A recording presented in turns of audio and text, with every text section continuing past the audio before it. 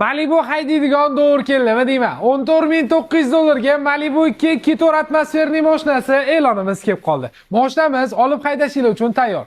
99% kraskalari toza desam menimcha adashmagan bo'laman. Chunki mashina dumaloq petnochalar bor ekan. 3 dona. Bittasi kapotda, mashina ustida bor ekan.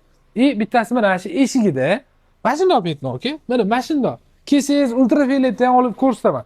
Uchinchisi mana aslida kalinkada mashina petnosi bor. Bilmayman nimaga unaqa sepilgan, lekin holati zo'r. Mashinamizning narxi zo'r, okey? Bu videoni hammaga emas, faqat yaqinlaringizga jo'natib qo'ying, chunki okey, mashinamizning holati zo'r. Olib haydashinglar uchun tayyor, okey? Salon holatlarini, matoviyligini ko'ryapsizmi? Rullarigacha ko'jalari matoviy holatda turibdi. Mana sidenalarimizda abagretlari bor, okey?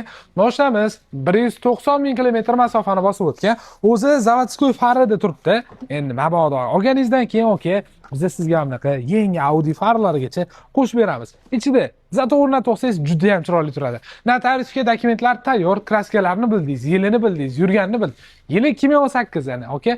Yilini bildingiz, yurganini bildingiz, hamma daniylarni bildingiz. Agar mashinamiz sizga yoqqan bo'lsa, videoga bitta like bo'lsa, pastki nomerlarga telefon qilib barakasini qo'ysangiz bo'ladi. Rahmat kattakon, joningiz sog' bo'lsin.